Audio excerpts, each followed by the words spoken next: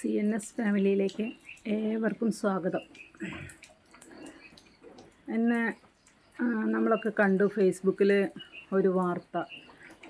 എറണാകുളത്ത് പിറവം എന്ന് പറഞ്ഞ സ്ഥലത്ത് കാഴ്ച പരിമിതിയുള്ള ഒരു കുടുംബം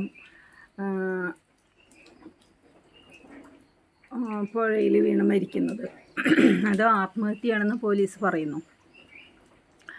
അവർ അവിടുന്ന് ഒരു പള്ളിയിലെ പ്രാർത്ഥന കഴിഞ്ഞിട്ട് അവർ ഹോട്ടലിൽ നിന്ന് ഭക്ഷണം കഴിച്ചിട്ട് ഇറങ്ങുന്ന ആ CCTV ദൃശ്യമൊക്കെ നമ്മൾ കണ്ടു. അതിൽ ആ കുട്ടി കയ്യും വീശിയിട്ട് ഓടി നടക്കുന്നത് എന്ത് ഇതിലല്ലേ. അത് കാണുമ്പോൾ നമുക്ക് വിഷമാവണം ഇപ്പോൾ.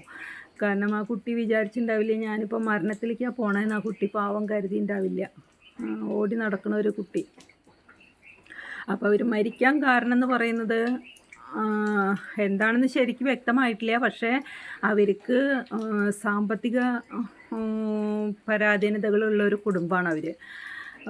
വാടക കൊടുക്കാൻ കഴിയാണ്ട് വാടക വീട്ടിൽ നിന്ന് ഒഴിയേണ്ടി വന്നു. അങ്ങനെയുള്ള പ്രശ്നങ്ങളിൽ കൂടെയൊക്കെയാണ് അവർ കടന്നു പോകുന്നത്. അപ്പോൾ അതായിരിക്കാം ആത്മഹത്യ ചെയ്യാനുള്ള കാരണം എന്നാണ് പറയുന്നത്. ഇനിയിപ്പോൾ അതിലെ സത്യാവസ്ഥ എന്താണെന്ന് പോലീസ് കാര്യമായിട്ട് അന്വേഷിച്ചെങ്കിൽ മാത്രമേ മനസ്സിലാവുള്ളൂ. എന്തായാലും അത് എന്താ പറയുക, വല്ലാത്തൊരു അവസ്ഥയാണ് അവരുടെ അവസ്ഥ അല്ലേ. ആ കുഞ്ഞു മക്കളെ ജീവിതം എന്താന്ന് പോലും ആ മക്കൾ അറിഞ്ഞിട്ടില്ല. അപ്പോൾ അവരവരുടെ മക്കളെയും കൂട്ടിയിട്ട് അങ്ങനെ ഒരു സംഭവം ചെയ്യണമെങ്കിൽ, ആത്മഹത്യ ചെയ്യണമെങ്കിൽ എത്രത്തോളം വിഷമിച്ചിട്ടാവും ആ രക്ഷിതാക്കളത് ചെയ്തിട്ടുണ്ടാവും. ഇനിയുള്ള ജീവിതം എങ്ങനെ മുന്നോട്ട് കൊണ്ടുപോകുന്ന അവർക്ക് യാതൊരു പിടുത്തവും ഉണ്ടാവില്ല. അതുകൊണ്ടാവും അവരങ്ങനെ ചെയ്യുന്നത്.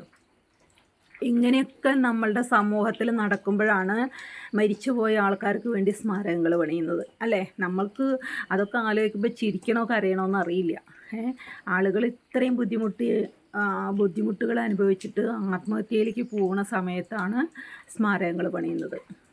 ജീവിച്ചിരിക്കുന്ന ഇവരെ പോലുള്ള ആളുകൾക്ക് സഹായങ്ങൾ ചെയ്യാണ്ട് മരിച്ചുപോയ ഒരാൾക്ക് സ്മാരകം ചെയ്തിട്ട് എന്ത് പുണ്യം കിട്ടാനാണ്? അതൊക്കെ ആലോചിക്കുമ്പോൾ നമുക്ക് കേൾക്കുമ്പോൾ തന്നെ എന്താ വേണ്ടതെന്നറിയില്ല അല്ലേ. അങ്ങനത്തെ ഒരു അവസ്ഥയാണ് നമുക്ക് അല്ലേ.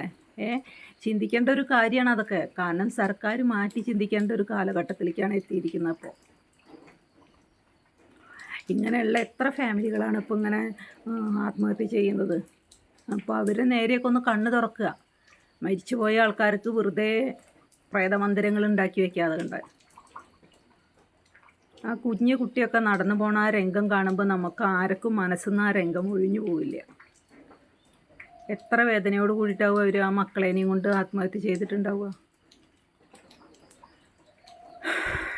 എന്തായാലും കഷ്ടം. സർക്കാർ ഇങ്ങനെയുള്ള ആളുകളുടെ നേരെയൊക്കെ ഒന്ന് കണ്ണ് തുറക്കേണ്ട കാലം അതിക്രമിച്ചിരിക്കുന്നു കേട്ടോ. ഓക്കെ.